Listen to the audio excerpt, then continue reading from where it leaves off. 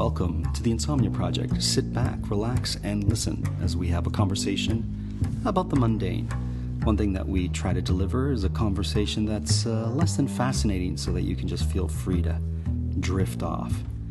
Thank you for joining us. We hope you will listen and sleep. I'm your host, Marco Timpano. Today's show is brought to you by BarkBox. That's right, if you have a pooch at home and you want to give them a little special treat, get barkbox.com/the Insomnia Project. And if you order a 6 or 12-month subscription, you'll get 1 month free. And you know that Nitty's a huge fan of it. For her pooch, Zena, who often makes an appearance on our show. But today's show, we have a special guest, Steve Papadopoulos. Stephen, welcome to the show. Thank you. Stephen is a friend of mine who is also a visual artist. And one of the great things, and one of the reasons why I was like, I want to get Stephen on the show, I want to get you on the show, is that I look at your art on Instagram. And if our listeners want to follow you at Spulos Art, SPULOS Art, they can see what you're working on. Yeah. As well, they can go to stephenpapadopoulos.ca, and I'll put it on our show notes because that's a long name. Yeah. Right? It is, yeah. And they can check out what you do. Great. So, Stephen, I wanted to ask you, because your style is very unique. Mm-hmm. You use pens, you kind of make lines. First of all, how would you describe this particular method of producing your art? Like, well, what exactly does it entail? And I know that art is a visual medium, so to explain it on a medium like a podcast is a little unusual, but just to sort of set the tone of what's around me, because we're in your studio right now. Yeah, I guess for me, a lot of the work is more about exploring abstraction, but also color. I really enjoy color theory. So I explore those ideas within my work. The linear repetition are a lot of my interests within my body of work. There is a sort of quality to it that I look for within the shapes. They kind of come to life with not just the colors, because you use vibrant colors, but would you say geometric shapes? Yeah, they would be geometric. The shapes come out of through layering process. So I guess there's no end game to the work. Okay. Initially, I don't start with an idea, a composition in my mind, like some artists may do, whether it be figurative and knowing the placement of everything. I start with one simple shape at times, or a sort of automatic sort of drawing. And through the layering process, it informs the next move. I see. In a sense. So I'll keep going until, I guess, the artwork is resolved in that sense. So you layer, when you talk about layering, you layer pen lines, gesso, and acrylic paint on top of each other? Yes. And there's a process of sanding that as well, correct? With the acrylic gesso, which gives it a sense of opacity through the layering. So it's sort of a painstaking process of layering the clear gesso and sanding repeatedly. And the work through the layers will inform something next I might see within the work. So sometimes it would take a lot of time to look and just sort of stare at the work for hours and hours before I decide next of what to create. I mean, to say it's impressive really doesn't do it justice. What's fascinating to me is the pen part of it. So You take a ballpoint pen. Does it matter the ink color? No. I usually use black ballpoint pen. It has an interesting quality through the layering. It will tend to yellow, or depending on how many layers or how I do it, it will even go like almost to purple. Mm-hmm. When I do layer a color over top of that, it will even go sometimes green.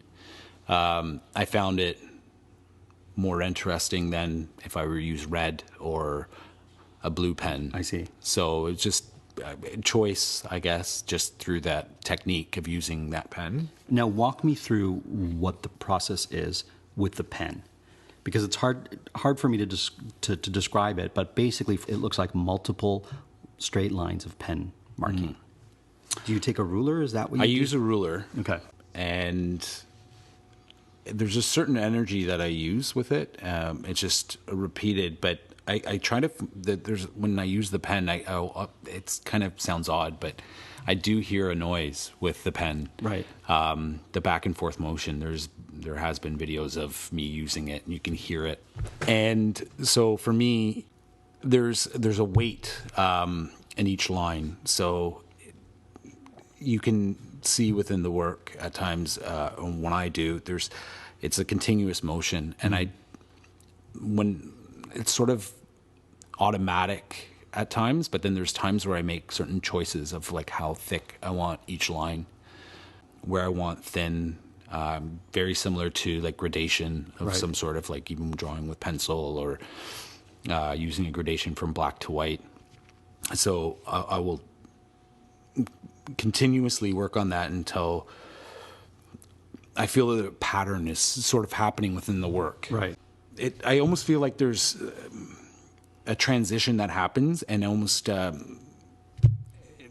kind of seeing like almost like a note of something, like a musical note, or a note as in note, or just even like within that contour of that line. There's something that is more than just a repetition of same lines. Right. Okay. I see what you're saying, because, when I look at this piece in particular, the lines aren't spaced out equally. They have some distance, and some lines are darker, and so it looks like you may have pressed harder on the pen as you drew it towards you or away from you. I don't know which way you go. Yeah. So there's definitely that feel of like motion in the art that I see. But I'm no art critic or no art expert. But there's certainly a vibrancy that comes out in your work.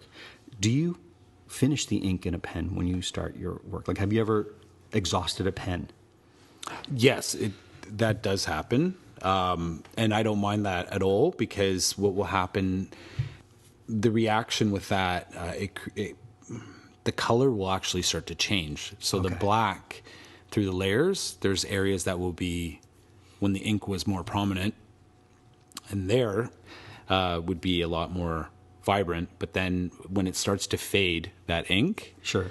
that ink will almost start to fade very fast within the work. I see. So it creates a very interesting quality to the body of work. Wow. Has certain sensitivity that's really nice to the piece. Now, does it matter what pen you use? Is there a preferred pen that you like to use? A lot of my pens are actually dollar store pens. I see. Yeah. How great would it be if Mont Blanc sponsored your art and said, here's our pens, make art with our pens, and we'll give you the money to have a studio and do all that? It would be fantastic. Sure. But I mean, really, it really depends on how good the pen is, because Well, the Mont Blanc pen is supposedly one of the best in the world, right? But some of them, if they bleed too much, the pen, it can get really frustrating. I've had pens just start bleeding and ink would pour out. Wow. Well, I'll you know what? I'll put out this challenge to Mont Blanc if they want to sponsor you, because their pens are like thousands of dollars. I don't think I've ever used one. Yeah, well, yeah. I'm sure once you and use it's very aggressive. Yeah, well, listen. Right. Hey, So- listen, it's the best test for their pens to see if the Mont Blanc pen lives up to your. Now, this is your own unique art. Like, no one else does this that I know of, correct? You've developed a technique. I know a lot of artists develop techniques when they work, but you've developed your own sort of technique here. Yeah. Is that safe to say? I think with the process, it started way back in OCAD when I was there. Which stands for the Ontario College of Art and College of Design. Art. I think it's OCAD-U now. For our international listeners, they'll be like, "What's OCAD?" Yeah. Because we had my sister-in-law Becca Barker, who teaches at NASCAD, Right. which is the Nova Scotia. Yeah, Jeremy went to NASCAD. Yeah. Oh, maybe he knows. I'll have to Yeah. talk to him. Yeah. She did an episode on rotoscoping. So Okay. if you listen to one of our past episodes, you can hear all about rotoscoping with Becca Barker and myself. All right. But right now we're talking to Stephen Papadopoulos, and I'm going to hazard to say that if our listeners want to purchase your art, they can do it online too. Is that safe to say? I am through Instagram if they want to direct message me for potentially commission or visit the studio would be lovely. Oh, cool. But also I have some work on Saatchi Online.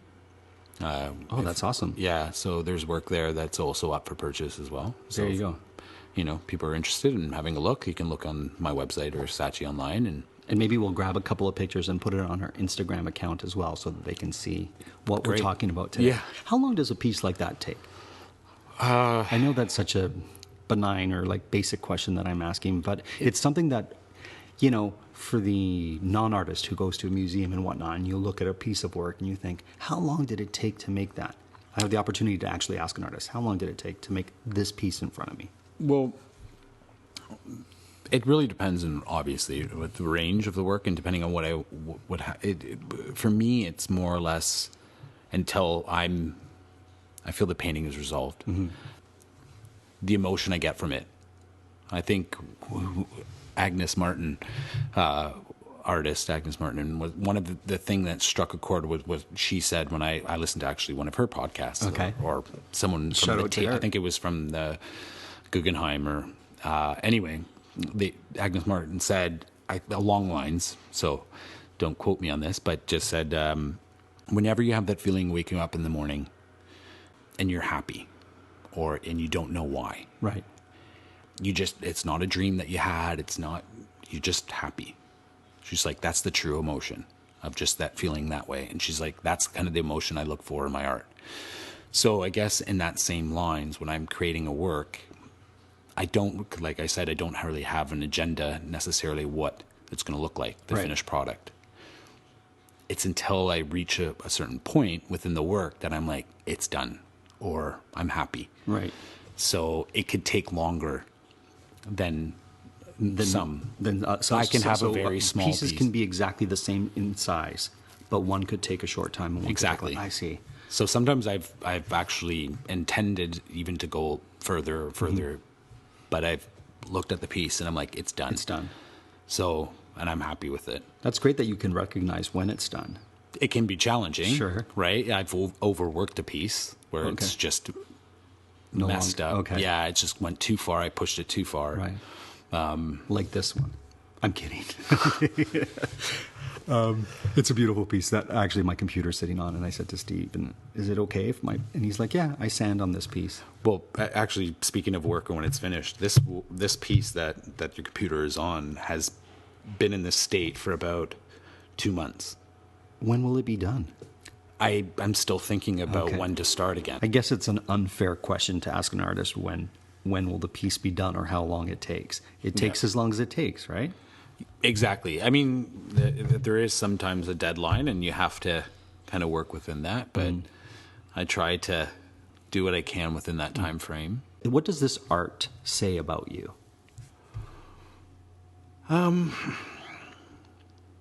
That's actually a good question. I've never really thought. I think like Every once in a while, I hit on a good question. Yeah, no, that's actually really good. I never looked at it that way. I think I've always said, what does this art say about the art? Like I looked at it that way. But So I think maybe the fair question is, what would you like this art to say about you? I guess there's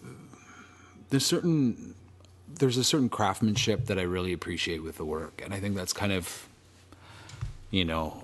sort of not lost today in the art scene, in the art world, but I really appreciate that element of craft. I mean, you can look at this work and, not see it right away in terms of the detail and everything, but there's a love for what I do, and there's an appreciation for what I do. And I think, and even the color, the vibrancy of the color, the energy of the color, that I really am enthusiastic about when I create this work. Like, I just want to see what it looks like. And I think I kind of want to share that,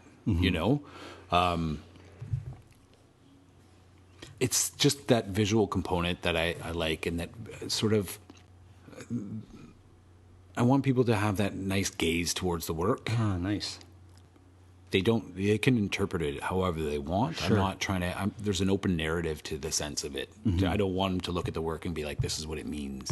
They don't have to read into it so much. It's just this visual kind of response to it that I like. And to look and to be with a connection, maybe, however they're connected to the work. Right. In that sense, that I find that's what I want to give, because that's how I enjoy it. When I look at the work and I'm making it, I stare at it. Right. I look at it continuously, and I enjoy it. I touch the canvas. I smooth it out, Right. even hand polish them. Your hands are all over the piece. Yeah. Sometimes I wish, like, not even to be able to sometimes necessarily frame them. Right. I've said to other artists, friends of mine, peers and whatever, like, I almost wish I can keep it on the table and show it so they can pick it up and touch the work and lift it up. But of course that can be, a gallery would not enjoy Right. that. But I mean, that's why some of the works I hung on grommets, I loved the idea of, like, almost like flag-like, even, like old science anatomy posters. Sure. That you would see in a classroom, but just that kind of seeing the materiality of the work.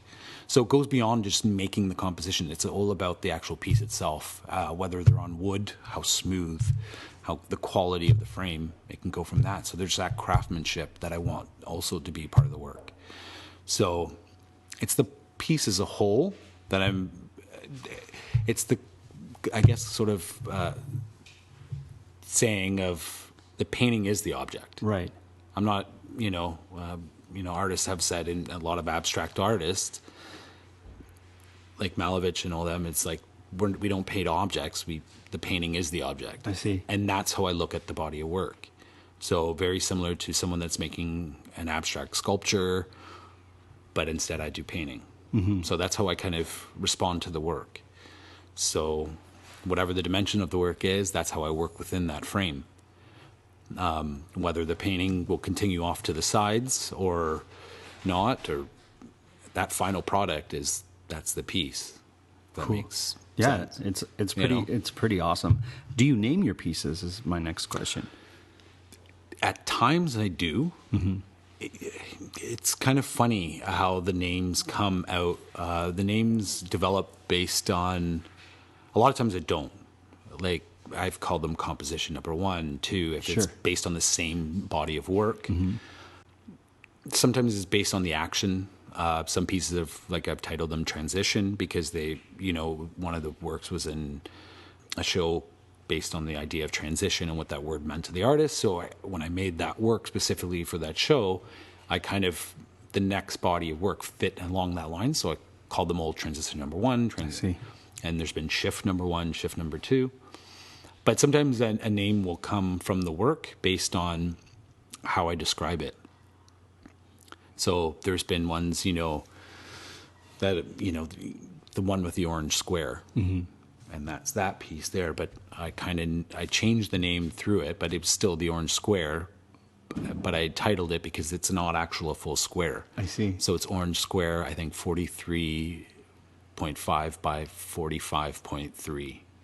Because that's the actual size. I see. So, but that's how I would describe it to people. I'm like, I'm still working on the orange square.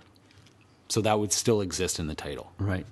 So that's generally how I come up with it. Sometimes I do, if it strikes me, and I've named one Blue Moon because of one of the pieces was actually an orange moon, but the composition was mostly blue. I see. Everything was blue values, blue tones to it, and so that's where I was just like kind of a cheeky title to it, but fun and, everybody understood, but Blue Moon. Sure. Right. So, it's not a major concern. I'd love to see your interpretation of Insomnia in a painting. Speaking of color, you use these colors, and what struck me with a lot of your pieces is the use of pink. Right. We were talking about that before. It's fascinating because you don't see pink in a lot of art as a predominant color.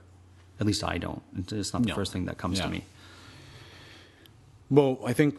And these greens, too. Like, you use these bright, bold colors. Well, a lot of the colors that I choose are straight from the tube.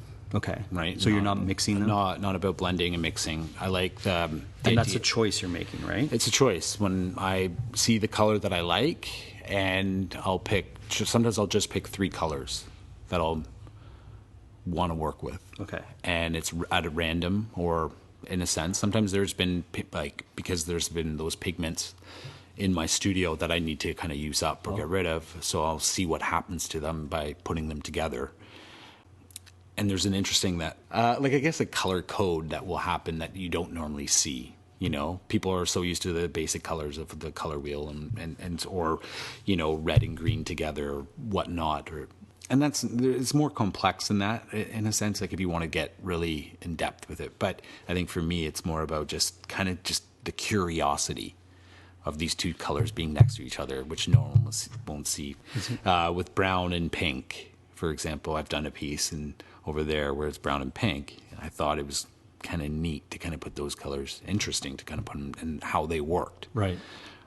It's just, for me, I find those are the kind of playful things that I really enjoy. Well, to be able to have the ability to do as an artist, that's what I enjoy. It's like practicing all the time. Right. Right. And finding those little fun things that I can try out. I don't want it to be so straightforward. I see. And my approach. Yeah, I'm curious because, for example, the piece that you call orange square to me does not look like an orange square. Right. It looks like a brown square. It actually reminds me of a shroud of some Right. sort, like a faded old shroud. That's what the first thing that struck me about that particular piece. So it's fascinating. Like I find it curious and fascinating how there is the use of bold colors in your artwork and how they came about, and the fact that you use them straight from the tube and you don't mix because you want this effect. Yeah. And this feeling. Yeah, absolutely. And sometimes like my process is and going back to mixing, it kind of mixes within its layers. The color will tend to change, lighten, darken based on the layers. And then it will also optically mix next to the color that it's with. So that's another thing, you know. There's a vibration that will happen if you put like certain greens next to a red. It will start to vibrate, or a blue next to a red, it will start to vibrate. So there creates that. So there's like going into it gets very complex with color theory, and it will, you know. But I think that's one of those things that I don't. For me, I rather see those elements happening than mixing paint physically together to make a color. Wow. Right. What has surprised you the most about this technique of art that you've developed? For me, it's this. I guess a bit of it is a sort of alchemy towards the work. What happens over time, sometimes, or through this process, and how. I guess for me, like when I, originally started as a figurative artist, it was so straightforward, right? And how I worked, I would work with oil paint. Either I had a model photograph or, and it was representational. It was the end result would be that. For this work that I do, it's this not knowing, right? That I find very fascinating with it. And this process that happens, I almost don't know, and I'm kind of insecure. Like, am I going to screw this up? Right. Like, is something bad going to happen? Right. And then, and at times it has. But I continue to work with it, or I've discarded it for a while and I've gone back to it. So there's something about this body of work that it's kind of intimidating or scary at times, sure. But it's encouraging to keep going. And then when you kept going at it, you see the end result and you're like, I'm so glad I almost discarded that. Right. Right. Or almost got rid of it, because that's why sometimes when you can be insecure when you create artwork. It's scary. It's like, and then you have to show it. It's like walking into a room naked with a bunch of people. Right. So I think that's where, it can be kind of daunting in that sense. And that's why with this process, I just kind of like that feeling of not knowing what's going to totally happen to it and seeing something come out of that. That's pretty cool. Is it addictive? Because it looks like the pen, like just doing the, is it zen? Is it addictive? Is it? Well, for me, at times it can be, because, I'll have my headphones on. Okay. And I'll be listening to like jazz music or even some, like acid jazzy music, and right. I'll just I'll be just in that zone and I'll keep working. But then there's times where it's just become really difficult because like I almost get carpal tunnel sure. from repetitive movement and like numb in my hands. But there is definitely a meditative quality. I think by doing that and then stepping back and looking at the work, there's that other quality of meditative, and then you're really looking at the lines, because sometimes I get so immersed in it and I'm not even really paying attention to what I'm doing, and then I'll step away and I'm like, oh, and then I'll just stare at it for a while, and that has happened when I've shown them my work, Right. and people have just stared at it, and they walk back and they walk forward and they walk back, and it draws them in, and that's kind of the same reaction I have to my own work. So it's nice to see that. When you see someone doing that, standing back and moving closer, Yeah. how does that make you feel as an artist? It's nice, and I like people engaging with the work. I mean, that's the kind of I think the why I do what I do is that engagement, right? With art. That's the beauty of it. That's the fun part of it, right? It's to be able to have like it be even, some art can be a form of just entertainment. Sure. Some art can be just more a form of just like being able to stare at like something like you would like a landscape, Right. Or looking at the sunset, right? It can be that kind of poetic, but I think, it's just whatever it may be for someone, but that's the whole point. I think a lot of the reasoning for some of the visual arts, not all art, Sure. some could be an educational process Sure. and what it might be in contemporary art. But I think, for what I do, I think, is that engagement with it, and to kind of see something that you might have not recognized before, or feel something that you might have not felt before, or, there could be a number of things.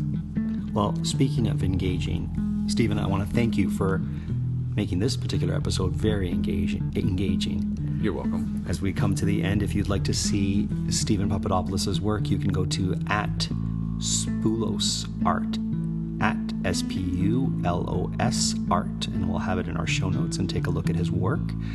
Stephen, I want to thank you for inviting me to your studio. This is the second time we've recorded a podcast in the studio, so thank you for that. You're welcome. Thank you. As always, the Insomnia Project is produced by Drumcast Productions. This particular episode was sponsored by BarkBox.